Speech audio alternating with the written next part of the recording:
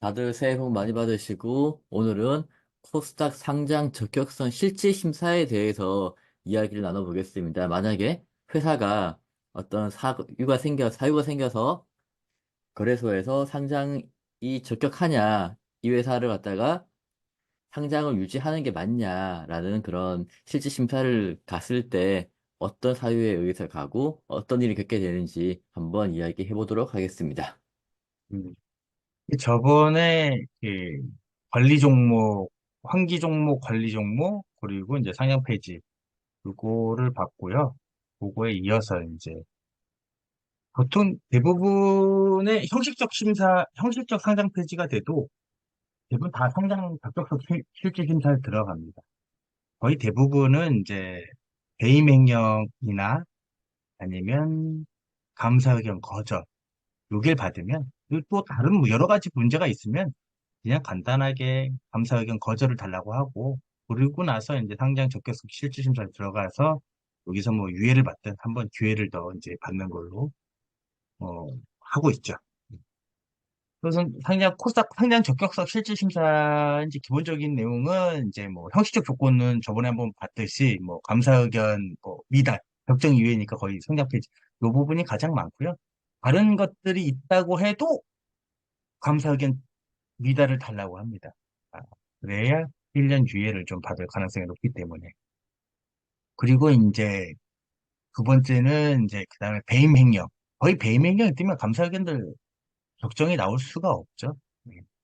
그리고 이제 상장 폐지에서 이제 그 다음이 이제 형식적 상장 폐지이고, 그 다음에 실질 심사에 따른 상장 폐지 조건들이 저번에 이제 봤던 것처럼 이런 것들이 있다. 이제 뭐 관리 종목 취소, 그리고 뭐 투자 환기 종목인 상황에서 뭐 최대 주주가 시장에다가 주식을 던졌다거나, 그러면서 최대 주주가 변경됐거나, 뭐 벌점 15점 이상이 됐거나, 요거 지금 말씀드린 건 다 코스닥인 거고요.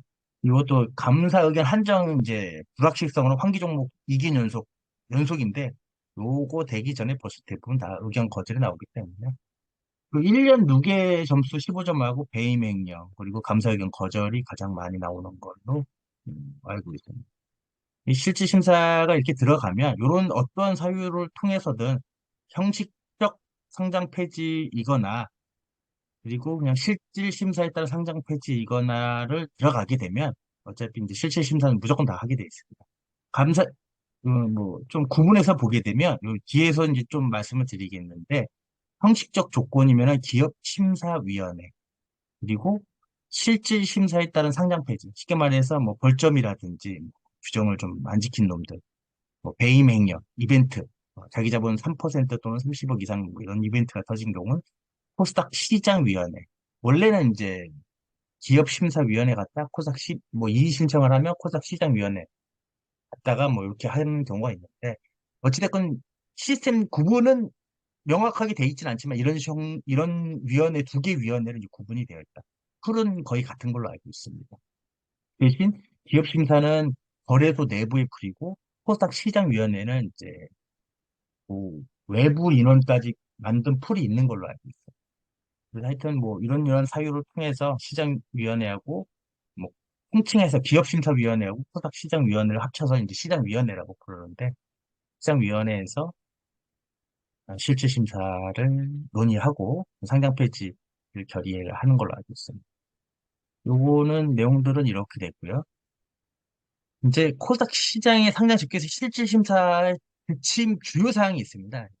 실질 심사 지침 주요 사항은 이제 우리나라는 이제 오픈된 나라이기 때문에 저번에도 했던 거를 좀 리마인드 하는 그런 개념으로 좀 보시면 될 것 같고요. 여기서 이제 시장감시위원회에서 이제 여러 가지 이런 얘기 있고, 실질 심사부터 상장 폐지 아주 그냥 아주 기본적인 포뮬러한 단계는 실질 심사 사유, 아까 침해 형식적이든 실질 심사 사유든 두 개가 발생을 하면 우선 거래 정지를, 이벤트가 터지면 뭐 배명이 떴다 하면 바로 이제 거래 정지가 되고, 거래 정지면 실질 심사 대상 여부를 15일 이내 5일 이내 바로 들어가는 건 아니고요. 실질 심사 대상 여부, 실질 심사를 할 거냐 말 거냐, 그 대상이냐 아니냐를 우선 15일 정도, 다 영업일 기준입니다. 영업일 기준으로 거의 한 달 걸린다는 얘기죠.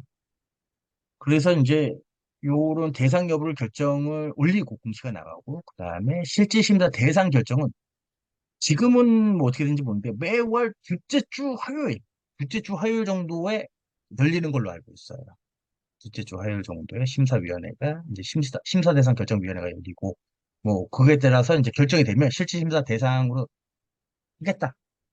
그래서 이제 결론이 날 때까지 계속 거래 정지한다. 그러면 이제 뭐 결정의 사유 및 근거, 그리고 그 사이에 이제 개선 계획서라든지 뭐 이런 거, 그리고 기업 심사위원회 거의 대부분은 이제 똑같이 기업 심사위원회 코스닥 내부가 좀 강력하긴 합니다. 심사위원회 일정 및 절차들을 좀 회사에다 안내문도 보내고, 그리고 이제 공시도 나가고, 지침 조항들 기재를 했기 때문에 이런 거 좀 찾아보면 될 것 같고요. 여기까지가 이제 공시가 나가 있는 상황이고, 그다음부터는 실질 심사 서류하고 정보 요구서를 요청을 합니다. 이제 담당자들하고, 물론 이 이벤트가 터질 때부터 계속 거래소하고 담당자하고 회사는 계속 커뮤니케이션을 하고 있습니다. 이제 어떤 자료를 좀 보내줘라. 너네 회사에서 뭐 계정별 원장을 보내줘라. 아니면 주요 계약서를 보내줘라. 아니면 이제 매출 계약서를 보내줘라. 뭐 이런 식으로 이제 뭐 서로 주고받고 계속 합니다. 근데 그런 것들에 있어서 이제 담당자로만 하는 건 아니고, 왜냐면 이제 상장사들 때문에 시총 하나가 왔다 갔다 하기 때문에, 어, 보통 법무법인, 변호사를 씁니다. 소설은 변호사가 잘 쓰기 때문에 변호사를 쓰고요. 좀 이제 숫자적인 부분에서는 변호사들이 회계사들 데리고 와요. 뭐 그 반대인 경우도 있는데, 회계사가 이제 변호사를 데리고 오는 경우도 있는데, 어찌됐건 변호사가 주가 됩니다. 이제 팀을 꾸리는 거죠. 그리고 이제 이런, 가장 좋은 건 뭐 김회장 뭐 두말할 필요도 없고, 그런 부분에서 변호사하고 회계사는 의견을 검토한 거를 어, 실질심사할 때 이제 작성을 해서 제출하게 돼 있었죠. 작성해서 제출을 하게 되는 거죠. 그 다음에 이제 요런 서류들을 제출한 다음에 보고를 받아보고, 이제 처음 IPO 했을 때와 마찬가지로 제조업 등 대해서는 실지를 한번 실사를 합니다. 현장 실사. 내용은 똑같습니다. 요 두 부분은 이제 IPO 할 때 했던 내용들하고 비슷하다고 보시면 돼요.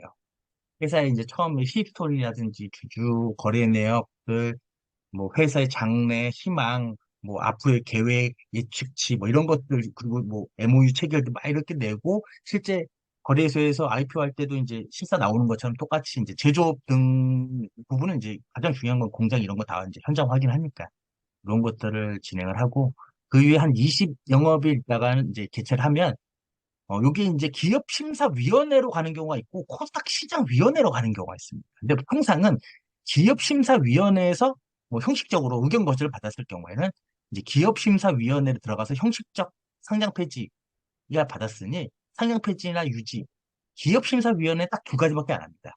상장 폐지냐, 상장 유지나. 이 두 가지밖에 결정을 안 하고요. 거의 대부분 상장 폐지가 나오면 이의 신청을 하고, 이의 신청을 하면 이의 신청한 걸 가지고 코스닥 시장위원회에서 결정을 합니다. 여기서는 상장 폐지냐 유지냐 거기에 개선 기간 부여를 합니다.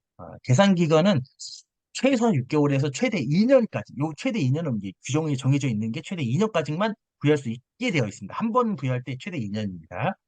근데 물론 이제 그거보다 더 늘어지는 회사들도 있어요. 그건 뒤에서 실제로 사례를 한번 보면 되고요. 근데 이런 부분에서 실질심사 정보요소 이걸 받아가지고 거래소에서 기업심사위원회를 안 가고 코스닥 시장위원회로 바로 가는 경우가 있어요.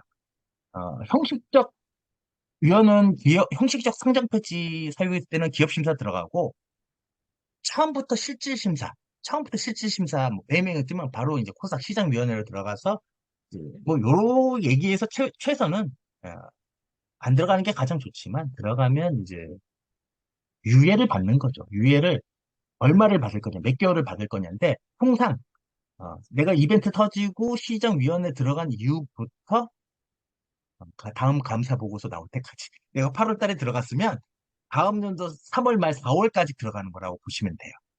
왜냐면 감사 보고서가 이제 3월 말까지 나오기 때문에 그다음 이런. 근데 또 너무 12월, 12월 이렇게 들어간다. 그럼 이제 1년 정도 이렇게 받는 겁니다. 근데 좀 연초에 받으면 다음 감사 보고서까지 8개월, 뭐 11개월, 뭐 6개월 이런 식으로 이제 위원회를 주는 게 통상입니다. 이제 그럼에도 불구하고 개선 기간이 끝나면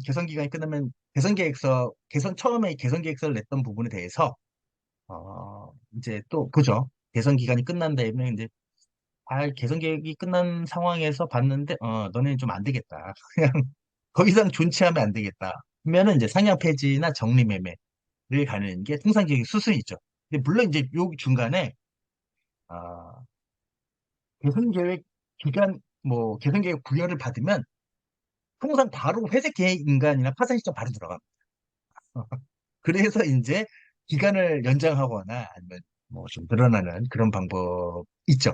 그래야 회사가 많이 망가진 상태에서는 이제 회생 계획이 들어가서 자본 잠식도 좀 해소하고 감사 의견도 적정을 받아오고 그러면 이제 아무래도 순내용도 많고 그리고 이제 회생 계획할 때 아, 타기업들도 이제 좀 제3자 배정으로 해가지고 새로운 주인도 맞이하고 주인도 다 바꾸는 거죠.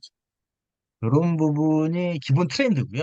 요 부분이 이제 상여 폐지의 기본 이제 뭐 물론 이 안에 세부적으로 이의신청 뭐 이의신청 거절 뭐 여러 가지 뭐 법원의 인가 뭐 여러 가지 많이 있는데 그냥 간단한 로직은 뭐 한 이제 9개 정도로 보시면 될 것 같고요. 그리고 요즘 트렌드는 아까 이제 말씀드렸던 회생 계획하고 유예 기간 종료 이런 부분을 조금 더 요즘 이제 트렌드로 보면 이제 기업 심사위원회에서는 형식적 상장 폐지를 걸리면 거의 대부분 기업심사위원회에서 이제 결정, 폐지냐 유지냐. 거의 대부분 폐지겠죠. 유예가 되면 그냥 뭐 다시 되게 되니까 아무런 문제가 없고, 폐지되거나 아니면 토닥 시장위원회로 넘기면 토스를 하면 상장 폐지나 유지냐 뭐 결사 하는데 이때 아마 심사위원회에 들어갈 때 통상은 회색 계획 절차 법원에 신청을 합니다. 신청하면 신청하는 순간 스톱이 돼요. 그냥 스톱이 됩니다. 요거 법원에 인가가 될지 안 될지 모르기 때문에 유예 기간을 줬는데 회생 계획할 필요가 없다라고 법원에서 판단해 보면 의미가 없기 때문에 우선 기다립니다. 그래서 거의 법원에서도 회생 계획을 단순히 인정을 해줍니다. 이 인정을 해주는 조건이 감자 그러니까 보통은 어, 대부분 기본 잠식이고 뭐 이런 것들이 많이 엮여 있기 때문에 이게 그 테크트리예요. 기존의 주주들을 10대 1 감자를 다 죽이고 그 다음에 채권자들 시비를 갖고 있든 뭐 전화세를 갖고 있든 뭐 이런 그리고 이제 매입 채무라든지 이런 사람들 다 출자 전환시킵니다. 다 출자 전환시켜서 주주를 만든 다음에 또 10대 1 감자를 시켜요. 총 기본적으로 한 100대 1을 먹고 들어간다는 얘기죠. 100대 1을 한 다음에 새로운 최대주주에게 유상증자, 제3자 배정 유상증자를 해서 돈을 집어넣게 합니다. 현금 이제 최소 50억에서 한 이제 뭐 200억이 됐든, 이런 돈을 집어넣고, 그걸 넣은 다음부터, 여기까지 물론 이제 회생계획, 개선계획서에 다 기재를 합니다. 회생계획 절차서에서도 다 기재를 하고요. 이런 걸 가지고 하는 거, 회생계획을 하려는 거고, 회생계획이 완료가 되면 이제 다시 유예기간 안에 다시 살아난다. 이렇게 보시면 될 거예요.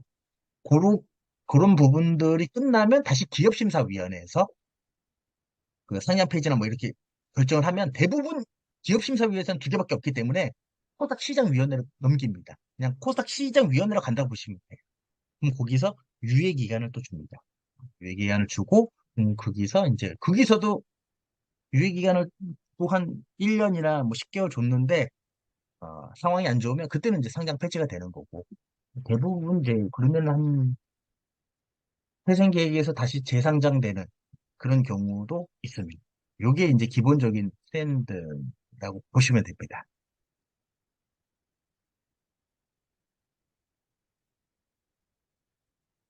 아주 간단하게 이제 말씀을 좀 드렸고요. 네. 그러면 이제 저기서 만약에 코스닥 시장위원회에서 상장 폐지를 하거나 유지하거나 개선 기간을 부여하거나 뭐 이렇게 되는데 최대 2년이잖아요? 그러면 예, 저게 예. 2년보다 더 많이, 그러니까 심사를 했는데, 얘는 2년까지는 됐는데, 2년이 됐어요. 예, 근데 예. 확실히 결정을 못 내리겠다. 조금 더 예, 연장할 필요가 있겠다라고 한 사례가 있을까요? 많습니다. 많습니다. 그, 규정에는 최대 2년이라고 되어 있거든요. 근데, 뭐 어차피 지금 그 재상장을 하고 있으니까 뒤에서 좀 근데 요 최대 2년은 부여할 때 최대 2년인 거예요. 항상 1년 1년씩 부여를 하거든요. 한 번에 2년 이렇게 안 때립니다. 법은 그냥 지침에선 2년으로 최대 2년까지 할 수 있다고 하지만 실제는 개선 기간은 1년씩 부여합니다. 1년씩, 1년씩, 1년씩 이런 식으로 부여하다 보니까 뭐, 조금 더 뒤로 가면, 실제 이제 샘플을, 여기 이제 요런 회사가 있어요. 이게 이제, 이거 다 보시면 엄청나게 많은 공시 중에 코스닥 시장 본부에서 이제 좀 그 나쁜 짓 하는 회사, 좀 다시 이제 실질심사 들어갔다 살아났던 그 회사의 이제 2015년부터 23년 6월까지의 거래소 공시. 그 한 개 회사입니다. 한 개 회사. 한 개 회사에 대해서 거래소 공시 막 이렇게 많이 냅니다. 이렇게 해서 결국 이 회사는 다시 살아났어요. 살아난 게, 여기 서명을 썼네요. 서명을 썼네. 예, 아이톡시. 예, 예전 이모션 예당 온라인 YD 온라인 아이톡시. 이 이름 자주 바뀌죠. 안 좋은 회사니까 그런 겁니다. 이 회사는 총 4년 3개월이 걸렸어요. 간단히 말씀드려서 2019년도 3월 28일 날 의견 거절부터 23년 6월 13일 지금 현재 거래가 되고 있습니다. 지금 예전에 그 요런 롯데 회사들과 전혀 다른 회사가 된 거죠. 아이톡시는 4년 3개월 동안 거래 정지가 됐습니다. 개선 기간 부여를 계속 받았습니다. 그렇기 때문에 법은 이제 최대 한 번에 때릴 수 있는 건 2년이라고 이제 침에 나와 있어요. 최대 2년 이내로 2년까지 부여할 수 있다. 근데 2년 부여한 기업은 못 봤고요. 다 1년 부여, 1년씩 부여하고 있습니다.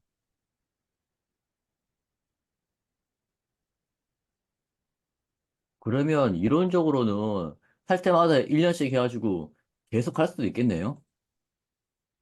그렇죠? 근데 제가 봤을 때도 아까 치면 그 아이톡시도 좀 이례적이에요. 보통 2년 내에 다 끝나고 감사의견 2번 더 받는 걸로 끝나고 그 안에 다 쇼부가 납니다. 근데 요 아이톡시 같은 경우는 뭐 여러 가지 주인도 많이 바뀌었고 돈을 많이 집어넣은 것 같지는 않더라고요. 걔들도 똑같이 물론 이제 세부 내역들은 엄청 많이 좀 뭐 그 각자 회사에마다 뭐 차이가 있긴 있는데 요 테크트리는 같이 가요. 감자, 채무, 출자, 전환, 감자 그리고 최대주주 유상증자. 새로운 애가 무조건 여기 돈이 들어와야 돼요. 아, 돈이 들어와야 돼요. 요런 걸 통해서 그 다음에 깨끗해졌다라고 한다면 그러면 이제 그걸 가지고 개선 계획서를 다시 제출해서 요거 개선 기간이 종료함에 따라서 개선 계획서, 이행 계획서를 보고 아, 핵심은 이제 조금 뒤에도 좀 나오긴 하는데 그러면 핵심은 돈이다. 회사에 돈이 얼마나 있느냐. 그리고 묶인 주주들, 소액 주주들이 얼마나 많이 있느냐. 이런 것들을 좀 많이 고려하게 되죠. 그리고 단순 그것만 바라보는 게 아니고 이 회사를 다시 이제 이 상품이라고 부릅니다. 어, 거래소 사람들은 현장사를 상품이라고 불러요. 이 상품 재진열, 재상장은 재진열이라는 명칭을 써요. 재진열을 했을 때 영업이익률을 보여줄 수가 있느냐. 업종별로 이제 영업이익률을 이 사람들이 생각하는 업종별 영업이익률이 어느 정도 있습니다. IPO 할 때도 좀 비슷하긴 합니다. IPO 한다고 생각하시면 돼요. 근데 IPO보다는 기존에 상장이 되어 있었기 때문에 조금 이제 완화가 된 거죠. 웬만하고 돈만 있고 영업이익을 낼 것 같으면 해주겠다. 이런 좀 상황이라고 보시면 되고요. 그 대신 이제 범죄에 너무 많이 연루가 돼 있거나 사회적 지탄을 받는 행위를 하는 회사들은 뭐 예를 들어 쌍방울이라든지 광림 뭐 이런 회사들은 이제 정권이 바뀌기 전까지는 살아낼 수가 없는 거죠. 이제 그런 게 아니고선 좀, 뭐, 또, 기술이 엄청 많아가지고 다시 살아난 기업 같은 경우, 예를 들면은, 그 백소파동에서 꼴딱 시총 10위 안에까지 들어갔다 갑자기 이제 거의 죽을 뻔했던 그런 회사들이거나, 아니면은 이제, 백제 고구려, 그리고 무슨 어, 그런 회사들. 주간 10만 명으로 알고 있습니다. 죽을 수가 없어요. 그런 회사이거나 그러면 이제 다시 개선 계획 받고 다시 이제 최대 주주 새로운 돈 막 집어넣고 하면 살려주겠다라는 걸로 이제 계속 연장시키는 거죠. 최대 주주 돈 집원을 새로운 최대 주주 뭐 중견그룹 이상이면 가장 좋고 이렇게 해서 많이 큰 기업이 SM 엔터테인 말고 SM그룹 이런 그룹들이 좀 이렇게 많이 망가지지만 좀 아이템이라든지 자산이 좀 괜찮다 싶은 회사들은 SM그룹이 많이 먹어가지고 돈을 많이 태워서 다시 재상장을 많이 시키는 걸로 알고 있습니다. 적은 돈으로. 왜냐면 뭐 감자 재출자 전환 감자 그러면 기존의 주주들과 채무자들은 미미합니다. 내가 50억 100억만 넣어도 거의 뭐 90%뭐 이렇게 다 먹기 때문에 미미하기 때문에 그냥 쉽게 먹을 수 있다. 아이템이 살아있다면 뭐 그런 식으로 되고 있는 거죠. 이제 사례를 좀 한번 들어가 볼까요? 사례를 좀 들어가기 전에, 예, 좀 궁금하신 게 좀 있으시면, 예, 말씀해 주시면 제가 좀 아는 한도 내에서. 음, 저는 이제 질문을 다 한 것 같고요. 근데 과거에 보면 이제 코로나 때 매출 네, 채권 가지고 많이 이슈가 있었거든요. 케어젠 같은 경우에는 해외에서 발생한 매출 채권에 대해서 대표이사가 나 인정하지 못하겠다라고 해서 제 기억으로 1년인가 1년 반 동안 거래 정지가 당했고 그걸 받아들여가지고 바로 또 상장 적격성 실질 심사 거친 다음에 바로 재개가 됐거든요. 거래됐거든요. 살아났거든요. 그렇죠. 그런 경우에 예, 금방 살아날 수 있는데 대표이사는 자기는 예, 받아들일 수 없다라고 예, 그 고집을 부리는 바람에 거래가 안 됐던 거고 예. 그러면 거래소에서 이거는 어, 감사 의견이 제대로 나오지 않으면 안 되기 때문에 네가 받아들여야 된다 이렇게 권유할 수는 없나요? 거래소에서는 이제 우선 케어전 같은 경우는 해외 매출 채권에 대해서는 이건 이제 회계적인 문제잖아요. 감사인 간의 문제거든요. 감사인이 때려주지 않는 한정이나 거래 정지를 바꿔주지 않는 한은 거래소에 쓰는 이 시스템상으로 그냥 이 규정 자체가 적정 이외에는 다 이제 실질심사 들어가게 돼 있거든요. 그거를 이제 상향 폐지를 해야 되는 회사라서 실제 유예 기간을 준 건데 이거를 회사에다 얘기를 했죠, 당연히. 그 해외 매출 채권 증빙이라든지 이런 거 제출해라. 근데 솔직히 상식적으로 봤을 때 아, 꼭 그 문제만 있는 건 아닐 것이다. 아까 음, 이제 기본적으로 말씀드리면 실질 심사에 들어갈 이벤트들이 여러 가지가 많이 있어요. 근데 거의 대부분은 상당한 규모의 횡령 배임이거나 회계 처리 중대한 위반이에요. 예, 중대 요 두 개거든요. 근데 자본 잠식 이거야 뭐 그냥 유상 증자하면 되는 거니까 벌점이거나. 근데 케어젠 같은 경우 분명히 다른 크리티컬한 이슈가 있기 때문에 해외 매출 채권으로 변명을 한 거다. 감사니까 쇼부가 안 나는 거죠. 아니면 쇼부를 본 게 그거예요.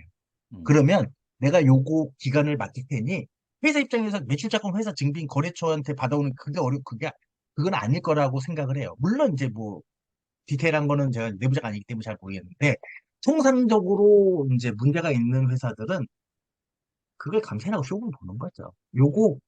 요걸로 한번 매출자금 좀 회계적 어차피 원래 있었던 거지만 너무 원래 있었지만 좀 다른 것 중요 사안 A 사안이 있지만 B 사안인 매출채권 문제도 있어. 그럼 요것 때문에 의견 주지 마.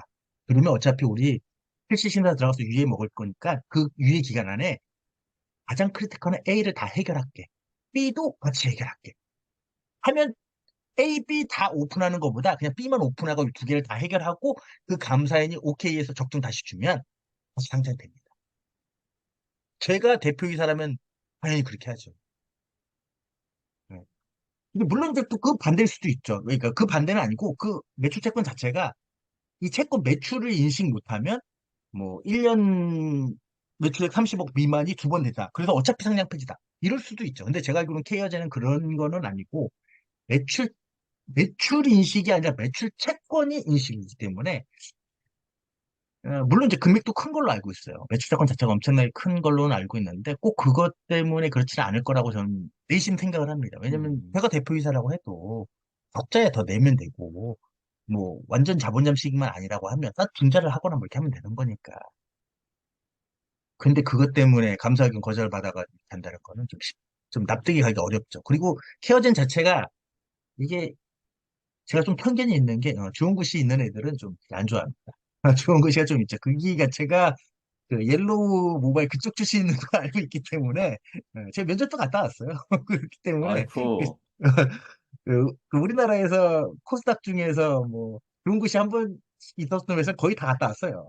그렇기 때문에 제 그렇게 생각하지 않습니다. 이제 그 사례를 한번 좀 보시면 이제 보통 요거는 이제 다른 사례이긴 한데 이제 회사에서 이벤트가 터지면 이제 죽을 것 같다. 벌점 19점이 넘어가거나 아니면 이제 음, 의견이 안 나올 것 같다.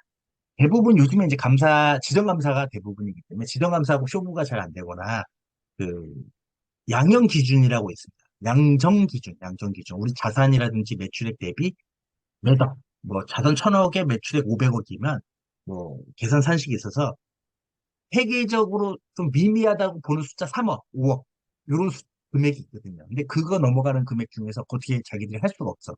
아니면 처음부터 지정감사에 크리티컬한 문제가 있어서 죽을 것 같다. 감사 의견이 적정이 안 나올 것 같다고 하면, 대응책을 마련합니다.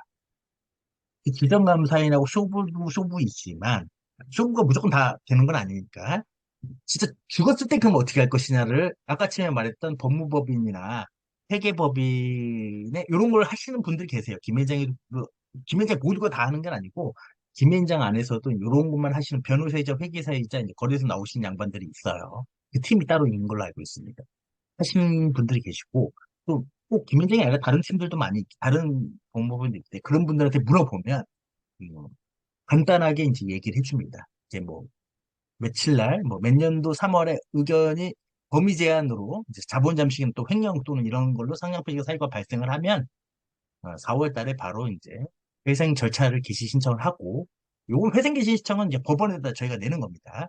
그러면 기업심사위원회에서 개선 기간을 이제 요건 이제 15일 이제 의견 거절 받은 거 3월 30일까지니까 그다음부터 하면 4월 며칠까지는 개선 기간을 부여를 할 것이다. 이제 여기서 이제 기업심사위원회라는 거는 아까쯤에 말씀드렸듯이 이제 상장 폐지나 유지 이렇게 준다고 했는데 이 통칭해서 말씀을 드려요. 이 사람들은 보통 원래 이제 개선 기간은 시장위원회에서 하는데 그냥 기업심사위원회하고 그냥 통칭해서 이제 말씀을 하시더라고요.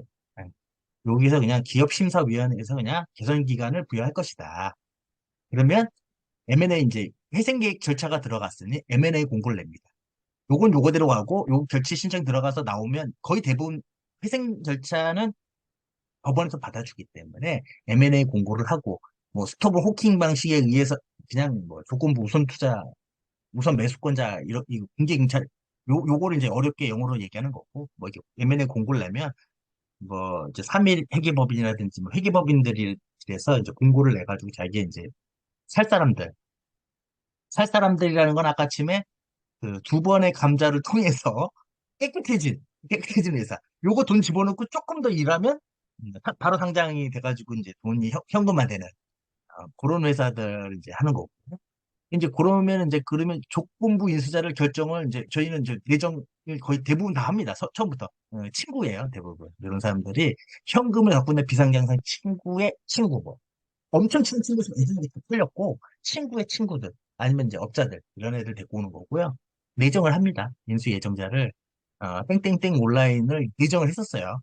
그리고 최종 인수 후보자로도, 이거 금액도 지웠어야 되는데, 25억 유상증자를 결정을 하면 될 것 같고, 그러면 이제 일정은 이제 8월 한 반기 보고서에, 6월 말 기준이니까 8월 14일이겠죠, 보통.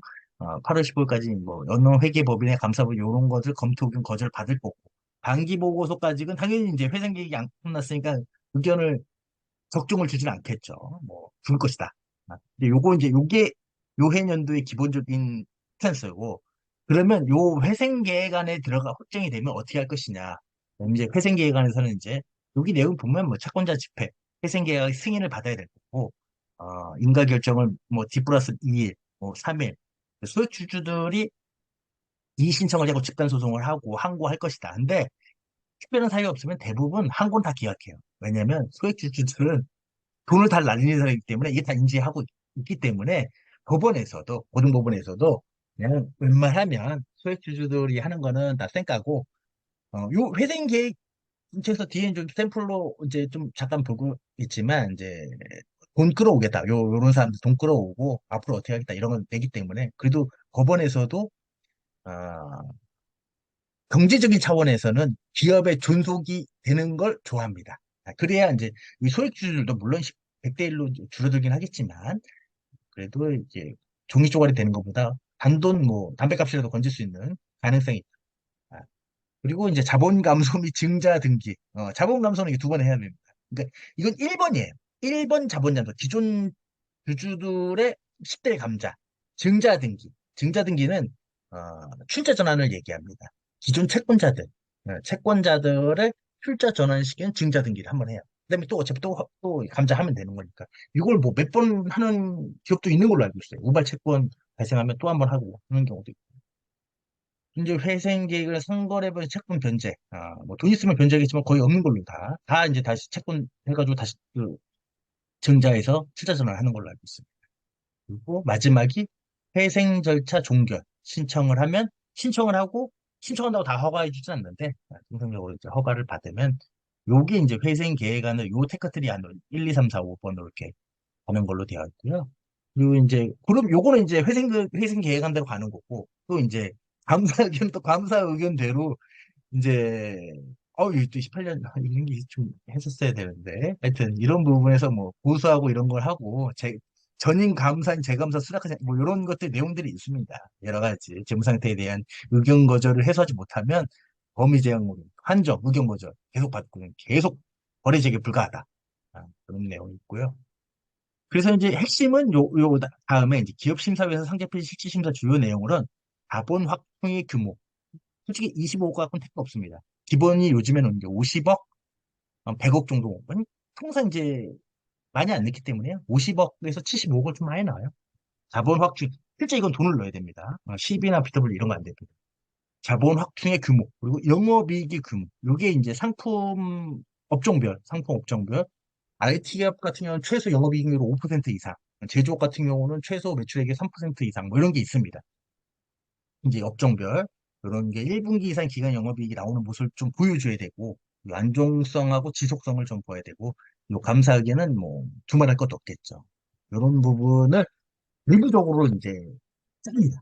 내부적으로 하나씩 이벤트로 해가지고 요걸 어떻게 대응할 것이고 요거를 이제 정관은 누구 살필 것이고 어떤 팀을 부를 것인가 그리고 돈은 이제 어떻게 할 것이냐 뭐 이런 것들을 하고 이제 그렇죠. 핵심은 요겁니다. 핵심은 조건부 인수 예정자 실제로 돈을 넣어야 되고 최소 1년에서 이제 아까처럼 길게는 4년이라고 했지만 돈이 묶이는 거 묶일 수 있는 것들까지 이제 감안을 해야 됩니다.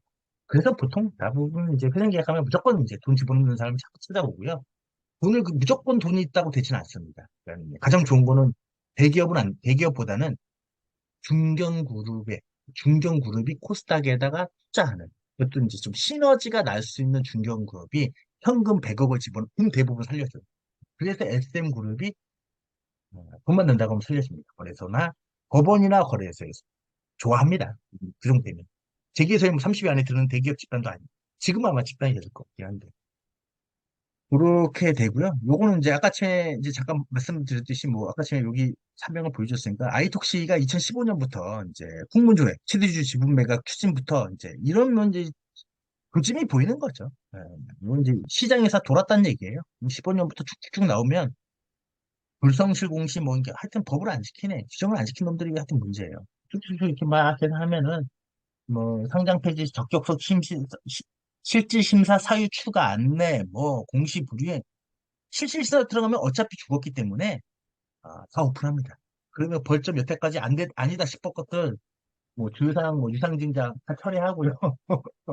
뭐 다 그런 식으로 다 그런 식으로 계속 하다못해 뭐 그럼 이제 실질심사 들어가고 관리 종목 들어가고 실질심사 들어가면 관리 종목이 바로 되기 때문에 EOD 채권에 대한 EOD도 발생하면 뭐 원리금 미지급 공시 내버리고 돈 안 갚아버리고 그럼 파산 신청하든가 뭐 하면 어차피 개선계획 들어가 그 희생계획 신청할 거기 때문에 다 뭐 돌아갑니다. 그렇기 때문에 좀 깨끗해지는 거죠. 좋게 말하면 한 번 들어갔다 나오면 좀 깨끗해진다. 이렇게 보시면 될 거고요. 근데 그 사이사이에 또 배임이 계속 터지면 계속 연장이 됩니다. 여기 보시면, 그러니까 뭐, 그 실질, 뭐, 이게 추가 사유, 뭐 이렇게 돼 있고요. 요 회사 같은 경우는 실제로, 여기 뭐냐, 주요 사항만 좀 이렇게 말씀을 드리면, 어, 2019년, 뭐, 아까 지금 뭐, 매니저들이 19년에 이제 감사 의견이 거절이 된 사유예요. 감사 의견이 거절이 되고, 당연히 3월 28일 감사 의견 거절됐으니까 이제 바로 실질심사 대상 여부로 들어갔겠죠. 여기서부터 이제 배임 행령이 이제 오픈하는 겁니다. 물론 이제 날라오기도 하고요. 배임 행령이 나면서 재선 기간 1년 부여받고, 그럼 1년 지난 다음에, 20년 뭐 1년 지난 다음에 심의위원회 그 개선 계획서를 제출하고 뭐 이렇게 했는데, 봤는데 너희 좀 안 좋은 것 같아.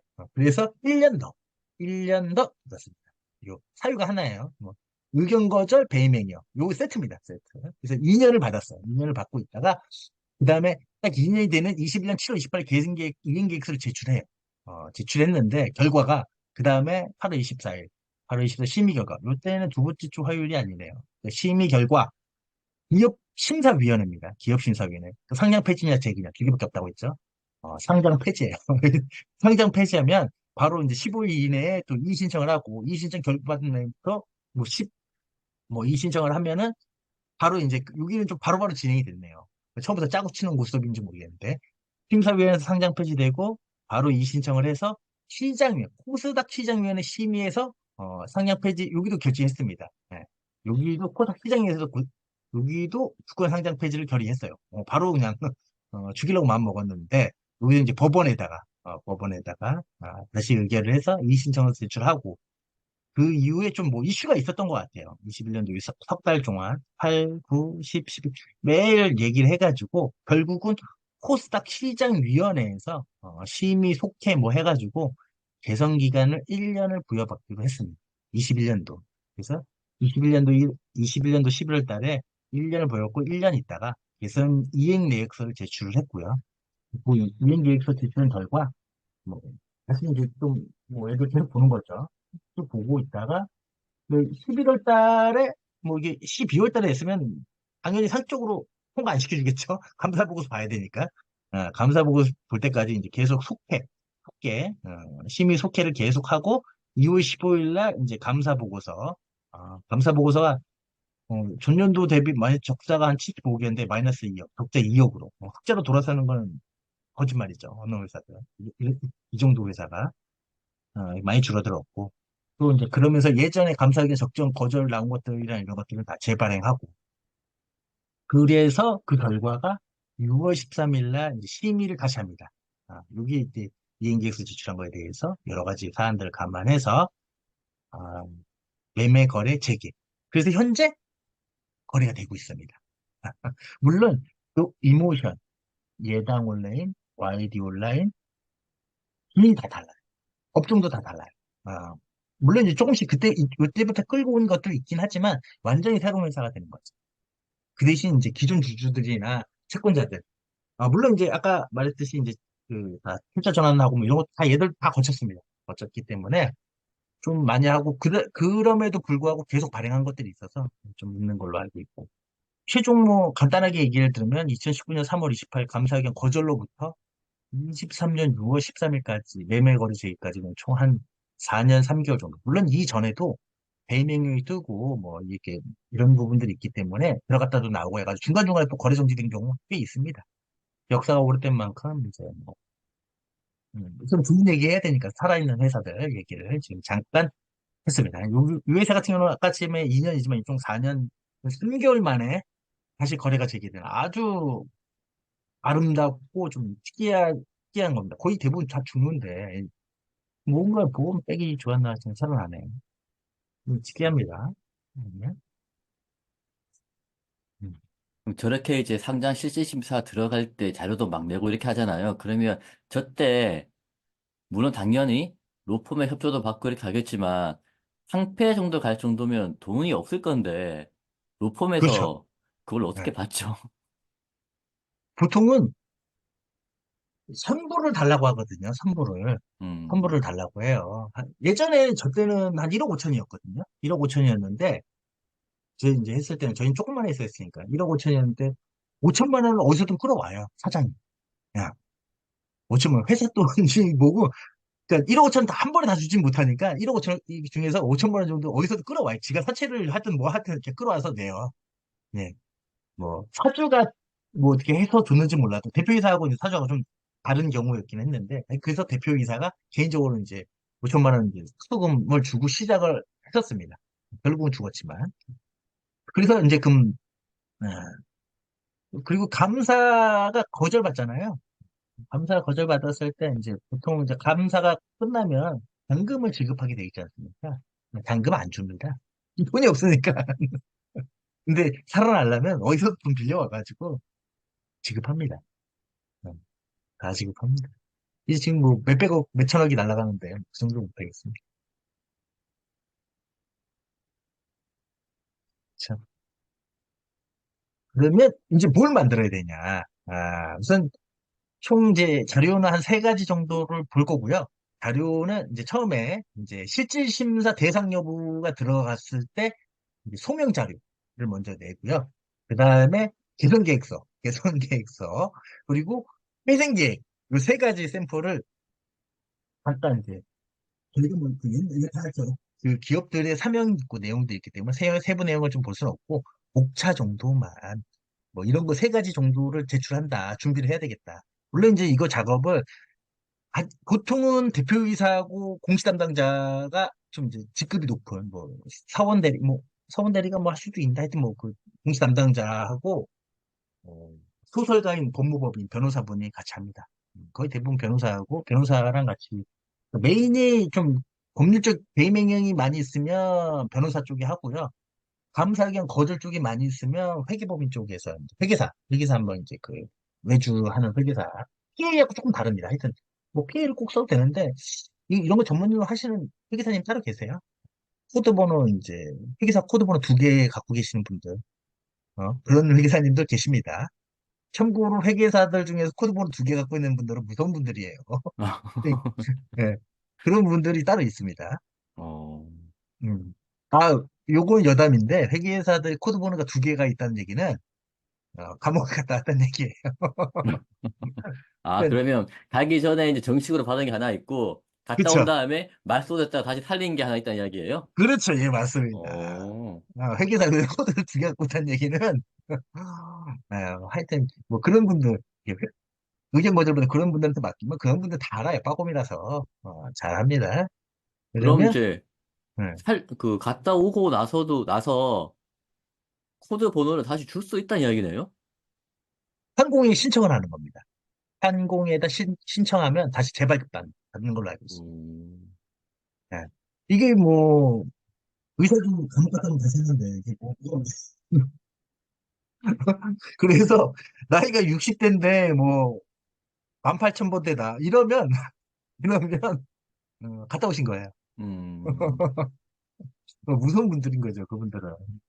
아, 그런 분들한테는 깝치다가는 이제 설리는 게 일상입니다. 하여튼 이런 식으로 이제 기본적으로 흘러가고요. 우선 이제 기본적으로 이제 보면 이제 상여폐지 실질심사 소명자료, 실질심사 들어가기 전에 대상 여부할 때 이제 연락 옵니다. 소명자료 제출하라고. 그러면 이제 뭐 요거는 제가 직접 제가 썼던 것들인데 한국거래소에 제출하는 코스닥 이거 아닌 한국거래소입니다. 회생 방법에 이제 무슨 실질심사 소명 자료를 내고요. 그다음에 회생계획 요건 법원에다 제출하는 겁니다. 법원에다 그래서 관리는 보통 대표이사가 하고요. 회생법인에다 좀 지워야 되는데 그리고 마지막에 이제 적격성 실질심사 적격성 이제 회생계획 그 부분은 좀 이제 안 넣나 본데 하여튼 그런 부분에서 이제 그런 여기 보면 소명 자료하고 계획안하고 이제 개선 계획서를 좀 제출하게 됩니다. 예. 우선 실질심사 소명 자료는 뭐 형식은 없는데 딱 포뮬러가 정해져 있어요. 회사의 현황, 서설, 뭐 들어간 게 뭐 지금 현황, 뭐 회사의 개요. 이 공시 자료들이기 때문에 이런 것들은 기본 이제 사업 보고서에 많이 있는 거라서 그냥 뭐 쭉쭉쭉 쓰면 돼요. 쭉쭉쭉 쓰면 되고 또 법무법인에서 이 양식을 갖고 옵니다. 다른 회사들 제출했던 것들을 막 다 갖고 오기 때문에 좀 바꿔가지고 제출하면 되고요. 이 전 임원의 횡령배임 등의 관련 사항 요거 이제 변호사님 좀 쓰시죠. 이제 변호사님이 이제 횡령금액은 무조건 횡령금액은 다 추징 보전돼가지고 회사에 손실이 없다. 아니면 회사에 손실이 있다고 하더라도 뭐 영업이익이 몇 퍼센트 미만이기 때문에 금방 보전된다. 뭐 이런 아름다운 소설 막 쓰시고 그다음에 영업의 지속성. 상품의 영업이익을 계속 낼 수 있다. 현재는 못 내더라도 앞으로 낼 수 있거나 아니면 새로운 아이템 무언가 진행을 하고 있고 그거에 관한 증빙 자료가 있다. 아, 참고로 저희는 정보통신회사인데 각 집을 외식 프랜차이즈 하여튼 뭐 이랬다. 그리고 지금 상태 요거는 이제 회계사님들이 좀 써주시고 개선 계획을 위한 방안 그래가지고 위상진자 들어오고 뭐 누구 데리고 오고 뭐 이렇게 막 하겠다. 그리고 매출 사업 계획서 뭐 쓰고 뭐 1년, 2년, 3년 뭐 이렇게 써가지고 3개년 향후 추정치 뭐 이런 것도 씁니다. 그리고 별의 메뉴를 했지만 지배구조에 대해서 이제 지분이 좀 불투명하지만 지분율이 낮지만 뭐 돈을 끌어와가지고 지분율이 높은 최대 주주를 영입하겠다. 그리고 뭐 경영투명성은 이제 이사회하고 독립경영하고 사회이사하고 감사하고 뭐 이제 아름다운 헛소리 막 쓰는 거죠. 아, 이제 쓰는 거고. 내부 통제, 요거 두 개 엮이는 겁니다. 경영투명성하고 내부 통제, 여러 가지. 운용 실태는 실제 이제 페이퍼워크가 아니라 실제 감사를 하고, 뭐 독립성을 지키고, 사회이사에서 항상 보고, 아름다운 얘기를 막 하고, 결혼은 살려주세요. 결혼은 이제 잘못했으니까, 잘못했습니다. 살려주세요. 이런 식으로 마무리가 됩니다. 이렇게. 여기 보시면 43페이지, 뭐, 레포트 좀, 복잡한 레포트 정도 쓴다고 보시면 돼요. 요 이제 워드입니다. 아, 이거 한글. 요거는 이제 옛날이었으니까 한글로 이게 쭉쭉쭉 이렇게 쓰면 되는 거고, 그림이나 이런 건 잘 안 납니다. 다 숫자하고 워딩만 쓰는 거고요.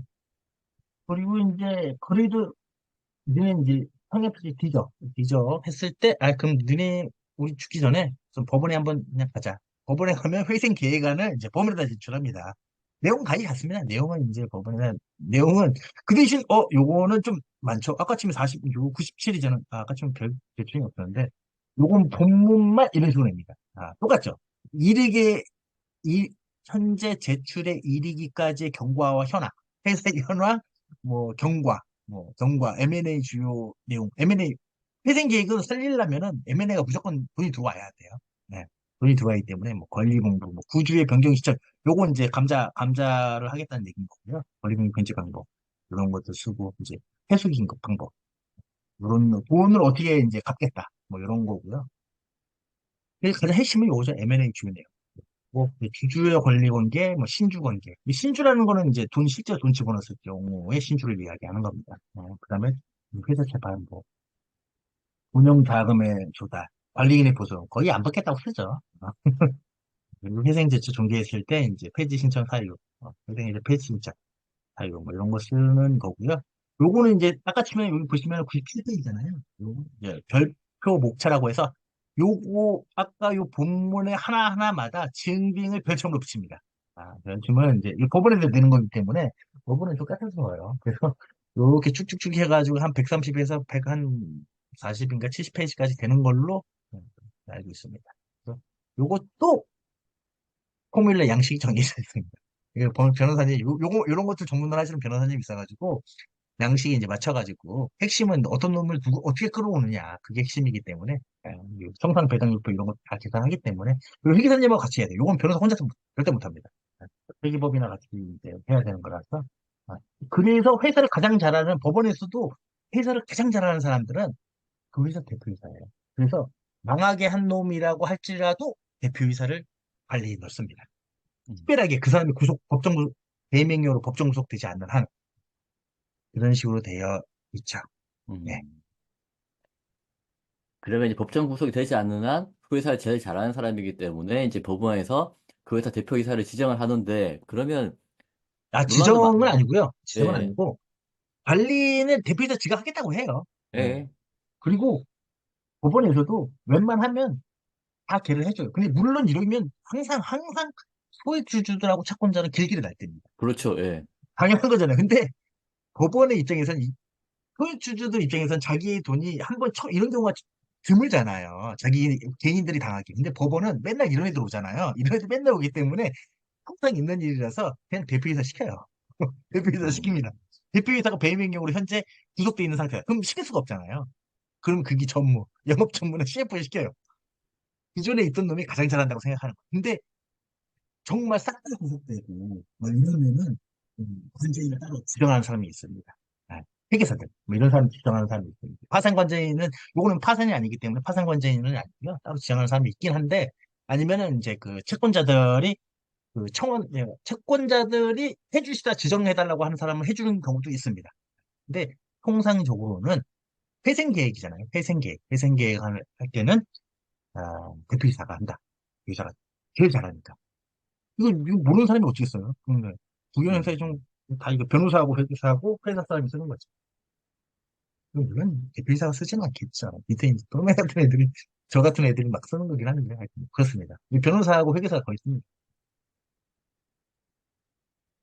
거의 대부분 양식은 아까 치면하고 거의 그 1장 대출에 이르기까지의 경과와 선황, 뭐 이런 건데, 아까처럼 여기도 보면, 커서, 뭐, 심사의 연황, 뭐, 이렇게 된 이유, 뭐, 이런 거 쓰거든요. 네. 소명제가 똑같습니다. 거의 비슷합니다. 양식이 다 있고요. 그렇습니다. 그래서, 근데 안 당하는 게 제일 좋죠. 근데 별별 목자는, 이제, 부분은 여기 좀, 차가 좀 많아요. 후문 자료들하고 이런 내용들이 실제로 이제 요거 증빙들을 내면 극이 법원의 판사하고 법원의 회계사들도 있어요. 채권단 회계사들도 있기 때문에 걔들도 봐요. 근데 웬만해서는 다 넘어가 줘요. 살려야 되니까. 죽으면 진짜 다 거지 됩니다. 죽으면. 청사는 뭐 청산하면 돈을 못 건집니다. 하나도 못 건져요. 왜냐면 청산하는 회사 뭐 물건 뭐 살 사람이 없기 때문에 이제 화상관제 넘어가면 그냥 뭐 한도 끝도 없는 거예요. 화산관제인 두 배도 안 나옵니다. 다 청산해도. 이거. 그래서 이 청산 배당유표 나와봤자 의미가 없다라고 하기 때문에 몰아줍니다. 재생계획안. 특별한 경우 아니겠어. 그러면 이제 여기서 주주분들 입장에서는 만약에 내가 가지고 있는 회사가 상장 적격성 실시심사 들어갔고 회생 계획안 제출됐다. 그러면 저게 통과돼가지고 잘 살아날 거냐 안 살아날 거냐에 대한 궁금한 점이 있을 거고 그 부분 아까 설명 잘한 것 같고요. 잘해주신 것 같고 그 IR을 담당하는 공시 담당하는 직원 입장에서는 그러면 이제 저런 회생 계획안 제출하는 그런 회사에 다니고 있을 때 내가 이 회사를 계속 다녀야 되냐 아니면 딴 길을 찾아봐야 되냐는 게 궁금한 게 있을 건데 그렇다면 그렇죠. 여기서 질문 하나 네. 우리 회사가 회생 계획안 제출을 해야 되는 상장 적격성 실질심사에 들어간 회사다. 그러면 네. 내가 저런 경험을 쌓았을 때 네. 딴 회사로 이직할 때 큰 도움이 되나요?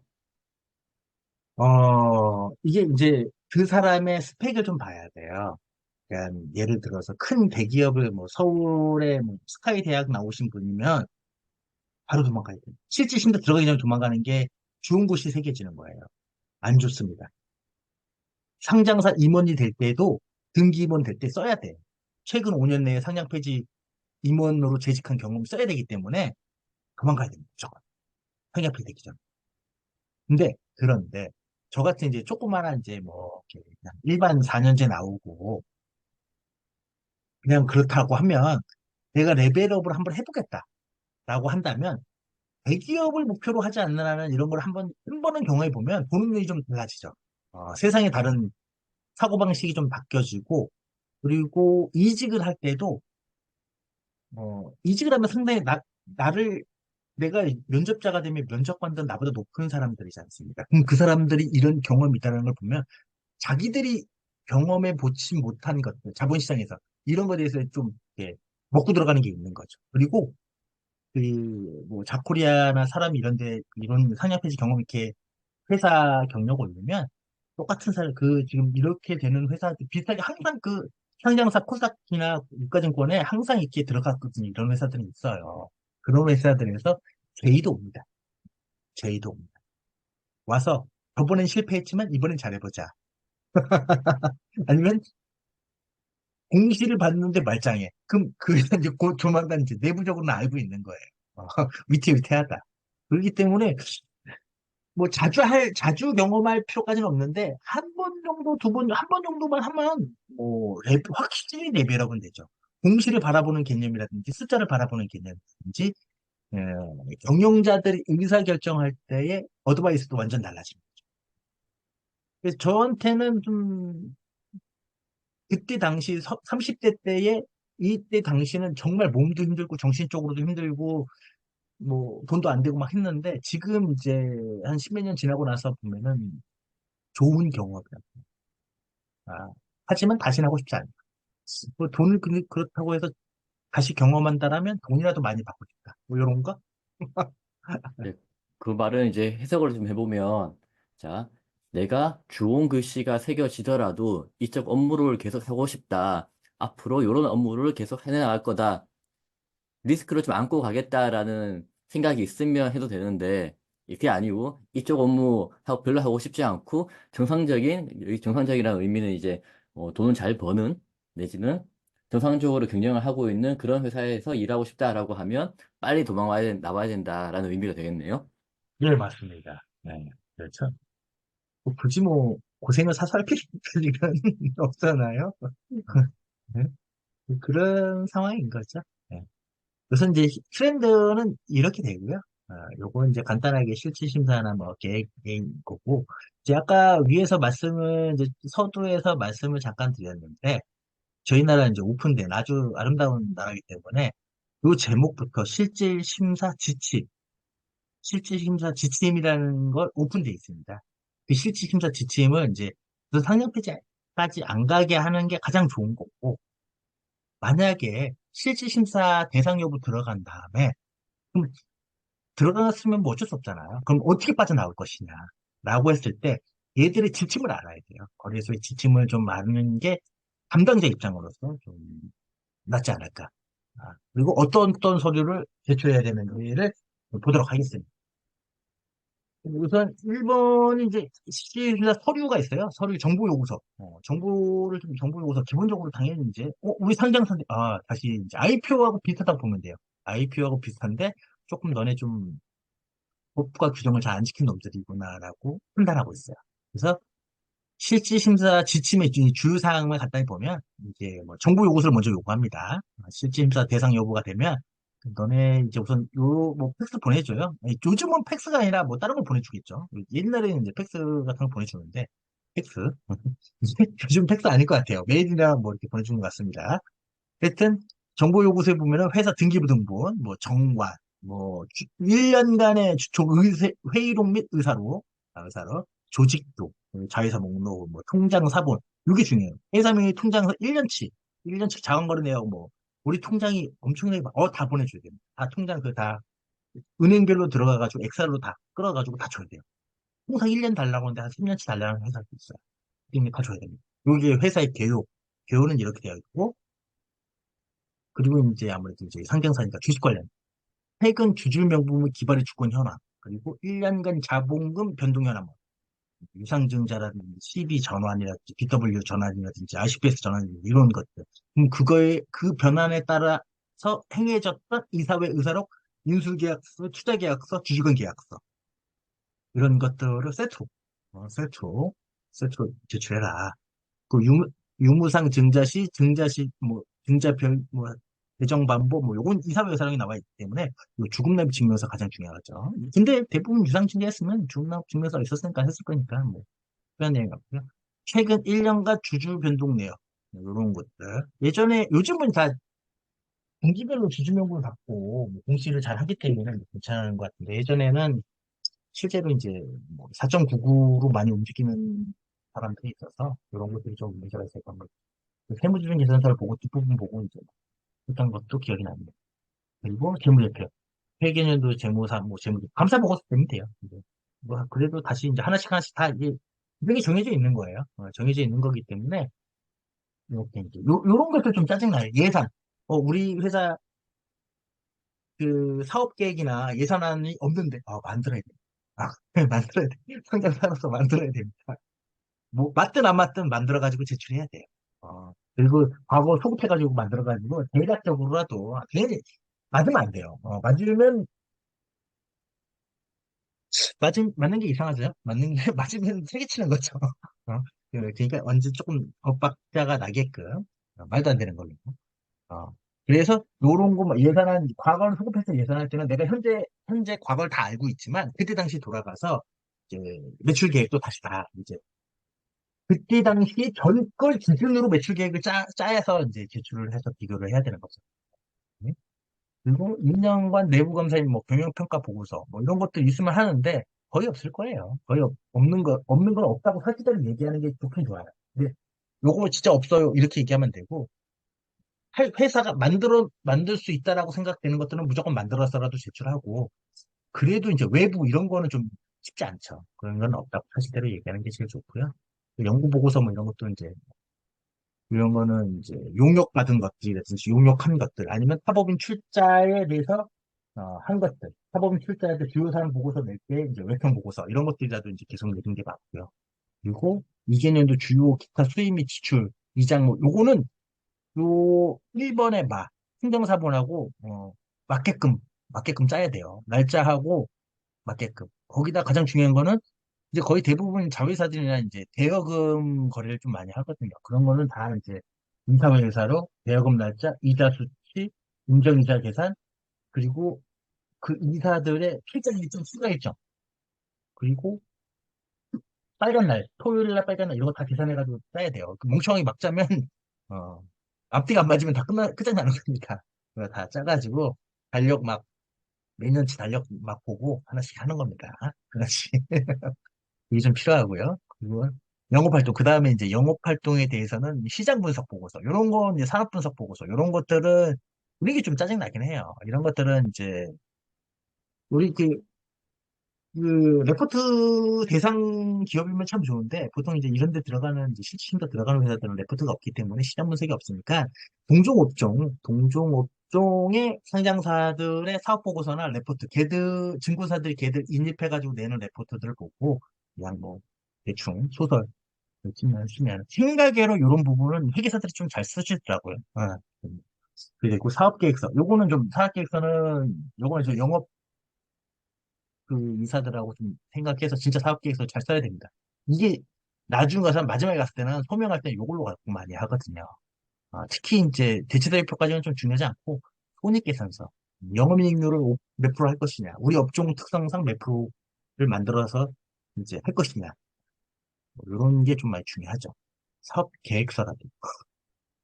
그리고 이제 그거에 따른 중요한 미친 중요계약, MOU 같은 거 엄청 많이 갖고 와야 됩니다. 그 사장님들이 뭐 해가지고 뭐 법적 효력이 없지만 그래도 MOU라도 막 그 좀 작은 데라도 막 계속 해가지고 MOU라도 막 만들어서라도 갖고 와야 되는 게 좀 좋죠. 아무래도.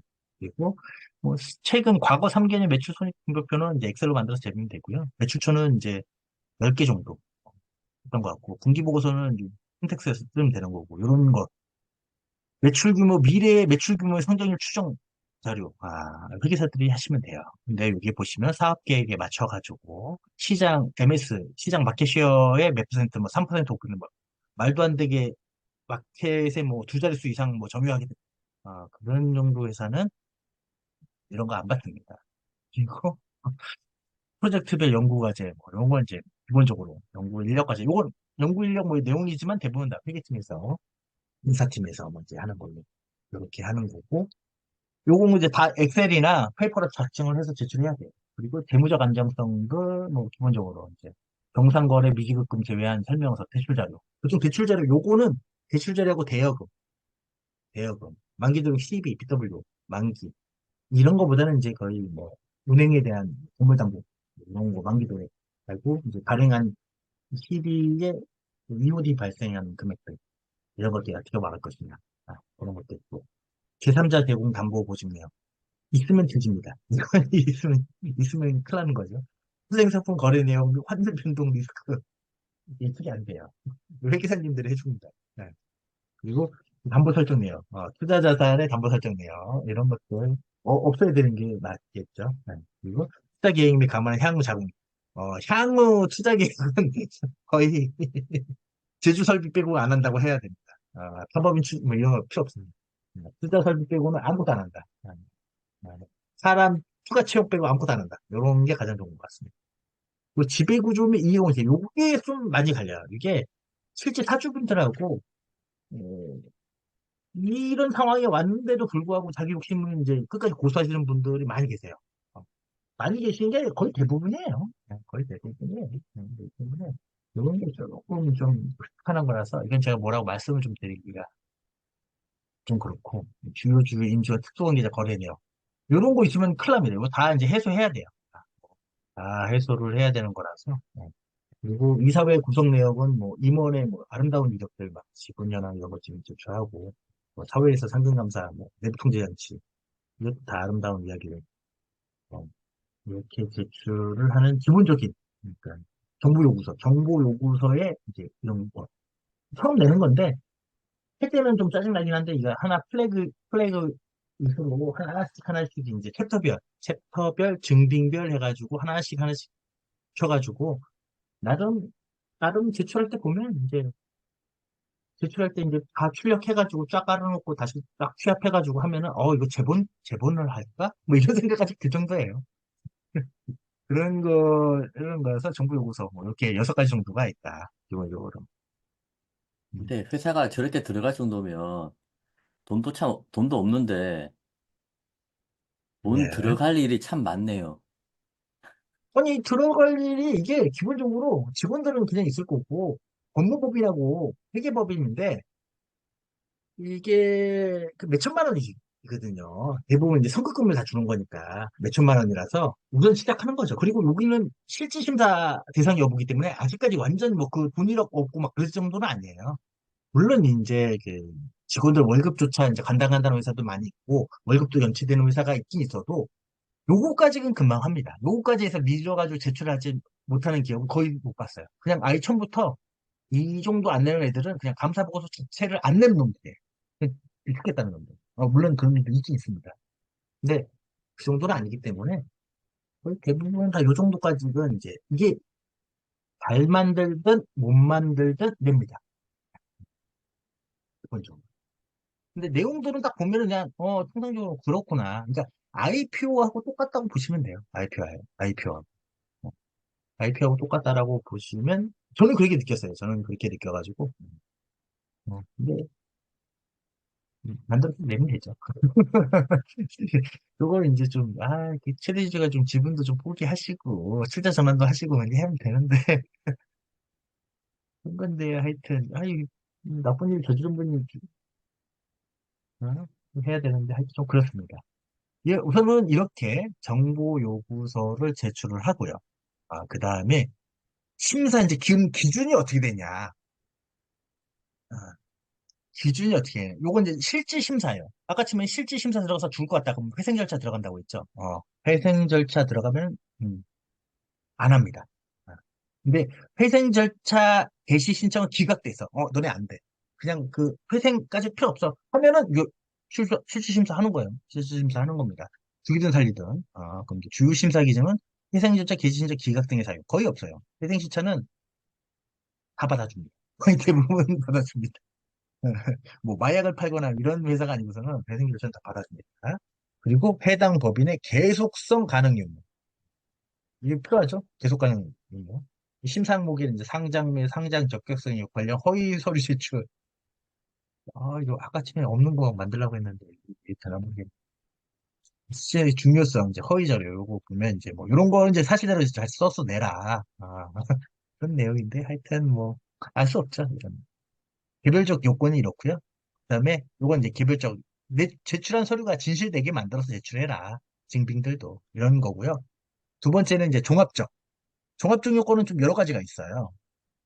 종합적 요건은 여기 보시면 경영의 계속성, 보면은 경영의 투명성, 그리고 투자자 보호, 요런 기준으로 한 세 가지가 있고요. 요 세 가지 중에서 이제 영업 및 재무 상황 등에 대한 경영의 계속성. 1번, 매출 지속 가능, 매출이나 이익이 이런 것들이 지속 가능하게 나오냐. 신규 사업 진출, 사업 규모 투자율 뭐 이런 거 맞냐, 잘 될 것 같냐, 근거가 뭐냐, 그리고 개선 계획으로는 매출 회복이 어느 정도 가능하냐, 돈을 진짜, 돈을 어디서 끌어와가지고 집어넣으면 매출이 정말 뜨고 이익이 나오냐, 이런 거고요. 수익성 회복 가능성, 이거 3년 동안, 이게 보통, 이게 꼬꾸라졌는데, 기존 했던 영업들로는 계속해서 안 된다는 거잖아요. 그래서 이제 신규 사업 진출해가지고 업셀링 하겠다는 뭐 이런 뜻인데, 그럼에도 불구하고 너네 수익성을 회복할 수 있는 방법이 무엇이냐? 라는 거고요. 그리고 이제 타법인 뭐 주식 등의 손실 뭐 이런 거는 이제 숫자적인 부분이라서 이런 거 왜 처음부터 투자했냐? 뭐 이런 걸 좀 보는 것 같고 영업활동 개선 뭐 이거는 잘 모르겠어요. 개선 계획으로 인한 수익성 회복 가능성이 당연한 이야기죠. 네. 그리고 여기서 연구개발 및 주요 사업으로 하는 기술 성장 기업 등에 대해서는 요거 외에 요거 이제 기술 성장 기업이라서 연구 개발 중점을 보겠다. 그래서 뭐 개발 경과, 지속 가능, 자금 조달 뭐 이런 거 보겠다. 요것만 봐서는 뭐 기술 성장 기업들은 매출이 없기 때문에 이런 거, 요 부분을 중점으로 보겠다. 기술 성장 기업에 대해서 이렇게 이제 나와 있고요. 그리고 이제 그 위에 거는 이제 매출, IS 손익계산서고 요거는 이제 BS 재무 상태, 부채 비율 차익 규모 만기 구조, BW나 시비를 얘기하고 아니면은 이제 장기 차입금, 단기 차입금을 얘기하겠죠. 부도 발생 가능성 여부라든지 뭐 이런 거. 자본 잠식의 정도, 추이, 유상증자에서 자본 잠식을 해가지고 50% 초과되는데 격차가 한 300억이다. 100억 버는다고 해서 자본 잠식이 해소가 되지 않잖아요. 그래서 감자를 하는 거긴 하지만 뭐 이런 것들, 재무 구조 개선 가능성. 그래도 뭐니 뭐니 해도 개인 횡령, 재무상태 이런 거 불법 행위에 대한 이제 채무 상태 악화 여부. 요게 뭐 무시하면 앞에 값을 다 안 되죠. 그래서 보통 횡령 배임 떠져가지고 했을 때는 무조건 결론은 현재 재무 상태에서는 미치는 영향이 미미하다.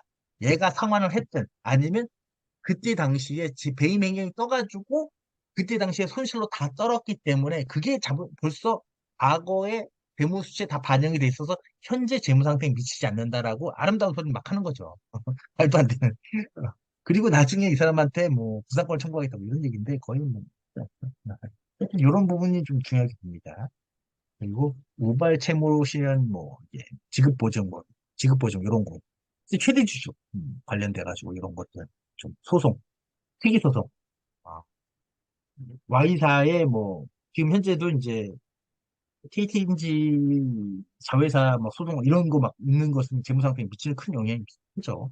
그런 것들 또 본다. 경영의 계속성 그리고 경영의 투명성, 지배구조, 내부 통제 제도, 공시체계 등 경영의 투명성. 최대 주주 및 경영진의 불법 행위. 아, 이건 제가 좀 최대 주주는 제가 지금 경영의 안정성의 위협. 새로운 최대 주주가 와서 이제 지분율을 좀 많이 뽑았으면 좋겠다. 보통 이런 회사들은 대부분 지분율이 최대 주주가 10%, 10% 언저리 왔다 갔다 그 정도밖에 안 되거든요. 네, 이게 좀 그렇기 때문에 안정성이 없다고 보는 거죠. 네. 그 경영권 분쟁 하면 이제 좀 무서우니까 그런 부분이 있고요. 경영의 투명성. 예, 보면 이제 또 내부 통제. 요즘 이제 요게 이제 화두긴 한데 내부 통제. 이사회 규정. 근데 규정들이 엄청 뭐 다 잘 만들죠. 다 만들어. 안 지키니까 문제인 거지. 예. 아, 그래서 이제 개선 계획 가능성. 이것도 샘플이 다 있어요. 얘들 그 피크트리 쓰는 샘플이 있어가지고 예, 요거는 그냥 뭐 그냥 아름답게 막 쓰면 될 것 같고. 일 처리 불투명성. 요거는 이제 무슨 뭐 PA도 쓰고 회계처리 공시 교육도 강화하고 회계처리 교육도 강화하고 되도록이면 회계사도 뽑고 막 이렇게 하겠다 뭐 이렇게 쓰는 거예요. 그리고 뭐 아니다 싶으면 항상 우리가 금감원이나 저기 항공에다가 질의하고 내부 소통 채널 마련하고 뭐 구식하지 않는 뭐 이런 구조를 하겠다 뭐 이런 아름다운 얘기 쓰는 거죠. 공시 위반에 대한 악의 상습적 여부에 대해서는 대부분 담당자 비비로 쓰는데 하여튼 요거에 대해서는 뭐 교육 강화밖에 없어요. 거의 대부분 교육과 시스템 체계화, 인류화 뭐 이런 거밖에 없어가지고 유효성을 인지해서 다시는 뭐 이런 일이 없도록 C4를 자르고 뭐 이런 아름다운 거 맞습니다. 그리고 마지막이 이제 투자자 보호 및 증권시장 건전성의 발전 저해 가능 뭐 하여튼 뭐였는데 하여튼 어, 요 얘기는 소액 주주가 많다. 이 살려줘라 할 때 쓰는 걸로 알고 있습니다. 우리 소액 주주 많다. 우리 죽으면 시장에 미치는 여파가 어마무시하다. 살려줘. 이런 걸로 알고 있습니다.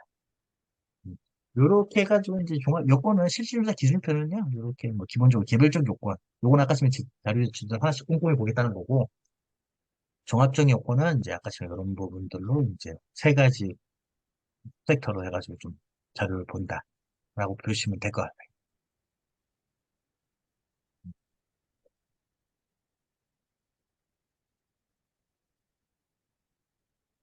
참, 그리고 저런 거 할 때마다 드는 생각이 애널리스트 리포트가 굉장히 중요한데 어떤 근거 자료를 낼 수도 있잖아요. 근데 죽을 때가 되면 그게 나올 리도 없고 이게 결론은 시장에서 어떻게 이 회사를 바라보느냐가 중요한 거잖아요. 근데 그런 근거 자료를 만들기는 쉽지 않고 그 역할을 일단은 회사에서 해야 될 거고 두 번째는 변호사가 해야 될 거고 뭐 그런 거네요. 그걸 만들기 위해서는 우리가 또 많이 노력을 해야 되는 거고. 그렇죠. 근데 보통 이제 그 상장사들이 업종이 대부분 그 피어 그룹이라고 다 있잖아요. 피어 그룹이라고 있기 때문에 피어 그룹 중에 선두 회사들은 대부분은 하다못해 한두 군데라도 이제 애널리스트, 그 증권사 인입을 하기 때문에 좀 시간이 조금 오래 된다고 해도 이제 그런 회사들 그 자료들 이제 레포트들을 피어 그룹 중에 좀 큰 기업들 그런 걸 좀 발췌해가지고 좀 많이 쓰죠. 그걸 가지고 이제 그 사업 계획이라든지 아니면 좀 봐라. 그 증권사 어디서도 이렇게 우리가 현재 그 영유하고 있는 시장에 대해서 이제 호의적으로 바라보고 성장률이 높다. 세금만 주면 우리도 저렇게까지는 아니더라도 뭐 그래도 2, 3위 정도 할 것 같다. 뭐 이렇게 얘기를 하는 거죠. 근데 쉽지 않죠. 예, 쉽지 않죠. 기준이. 근데 이걸 뭐 다 뭐 완벽하게, 이게, 왜냐면 이게 기준인 거지. 여기서 이제 그 실질심사 들어간 사유가 있단 말이에요. 한번 들어가면 이거 다 보긴 합니다. 전체적으로 IPO처럼 싹 다 보긴 하는데 그래도 들어간 사유를 중점적으로 봐요. 그러면 담당자로서 그 중점적으로 볼 걸 더 정확히, 더 자세히, 더 우호적으로 써줘야 돼요. 더 전문가의 의견을 받아가지고. 그렇게 되고, 마지막으로 이제 요건은 받고, 그러면 이제 요건 중에서 간단하게 약식 심사 대상 우량 기업 기준표라는 게 있어요. 이게 뭐, 보면은 이제 배점이 있고, 뭐, 이 회사 이제, 그, 최근 감사 보고서를 기준으로 뭐, 자기 자본이나 매출액이나 영업이익, 요런 거를 계속 가중평균 뭐 해가지고, 정성평가 해가지고, 뭐, 쭉쭉 계산한 산식이 있어요. 뭐, 그 지표별 점수 계산식을 이렇게 해가지고, 점수를 했더니, 뭐, 해가지고 약식, 뭐, 심사 대량, 우량 기업으로 평가됐다. 우량 기업인데, 뭐, 배임 명령이 떠가지고, 그, 실시 심사 들어왔다. 예를 들어서, 우량 기업인데, 뭐, 그럴 리는 없겠지만, 뭐, 하여튼 뭐 좀, 뭐, 비유가 맞는지 모르겠는데, 삼성전자 같은 경우가 우량 기업이잖아요. 누구나 보기에도. 근데, 우리 재웅이 형이 우리 근혜 언니 친구한테 말을 사줬다. 친구 딸한테. 배임이거든요. 횡령이고. 근데 그 금액이 0.000 뭐 몇 프로 해가지고 뭐 시스템에서 들어가지도 않아요. 이제 그런 거. 원래는 들어가야 되는데. 이런 거. 여기 보면 약식 심사 대상은 뭐 합격 심사 회피하기 위해 뭐 이런 것들 인정되는 경우거나 아니면 뭐 얘는 이제 실사를 안 받아요. 이걸 여기에서 그 약식 심사 대상 우량 기업이 되면 심사를 안 받습니다. 음. 아이고, 네. 그리고 여기에서 요 세 가지는 약식 심사 대상에서 제외네요, 제외. 예, 이거 제외예요, 제외. 요 제외입니다. 배임행위 혐의가 공시된 확인된 경우거나 아니면 회계 처리 위반한 경우. 뭐 이런 것들 사업 부가 같은 인정된 경우에는 이런 거 제외하습니다. 약식 심사, 시퀀트, 가중치 각각 부에서 한다. 근데 이 약식 심사 대상 우량 기업이 이런 데 들어올 리가 없죠. 그래서 요 우량 기업이 여기 들어올 리가 없잖아요. 하여튼 규정은 들어오면 현장 실사라든지 이런 걸 좀 면제해 주겠다. 서류 조사로만 심사를 하겠다. 뭐 이런 거입니다. 네. 그런 내용을 좀 보시면 될 것 같아요. 여기 부분이 많네요, 이거. 요 세 가지 회사도 무조건 서류 심사만 하겠다라는 거네. 네. 음. 우선 기본적으로 그래서 오늘은 제가 이제 할 수 있는 거는 상장 적격적 실질 심사. 우선 좀 이제 그 실질 심사 지침이 있습니다. 지침에 나와 있는 것들을 좀 먼저 알고 그 다음에 이제 이런 걸 이제 작성을 해야 된다. 소명 자료라든지 회생 계획안을 준비를 좀 해야 된다. 그리고 요즘 트렌드가 그냥 다 실질 심사에 안 들어가는 게 제일 좋고 가장 첫 번째는 대상 여부가 안 되는 게 제일 좋고 그럼에도 불구하고 대상이 됐으면 실질심사 대상이 됐으면 그냥 거기에서 기업심사위원회 상장 유지 요걸로 빠져나가는 게 제일 좋고 상장 유지에서 아니면 상장 폐지가 났으면 이신청해서 코삭시장위원회에서 유예를 받아야 됩니다. 유예를 받았을 때 그냥 한 번 유예를 받아가지고 첫 번째 뭐 6개월 뭐 이런 단기간 유예를 받아가지고 그냥 뭐 한 방에 그냥 전문가 투입하고 돈 좀 아껴 쓰고 이렇게 해가지고 거래 재개되는 게 좋은데 안 될 것 같으면 회생계획하고 회생계획 가서 이제 새로운 이제 전주 데리고 와가지고 다시 한번 살려내는 조금씩 조금씩 테크트리가 늘어나는 그런 것들이 좀 필요하지 않나. 담당자로서도 좀 많이 해야 되고, 숨도 많이 가고, 레벨업도 많이 되죠. 실제로. 그런 것들 한번, 문의를 한번 얘기를 한번 해보고 싶었습니다. 네, 오늘은 코스닥 상장 적격성 실질 심사에 대해서 알아봤고요. 회사가 안 좋은 일을 겪게 되면 이렇게 거래소하고 금감원하고 그 사이에서 코스닥이건 코스피건 거래소에서 상장 적격성 실질 심사를 거치게 된다라는 거에 대해서 알아봤고요. 그 번외로 IR 그리고 공시 담당자들은 이때 이런 일이 겪게 되면 어떻게 해야 되는지에 대해서 알아봤습니다. 네, 고생하셨습니다. 예, 수고하셨습니다.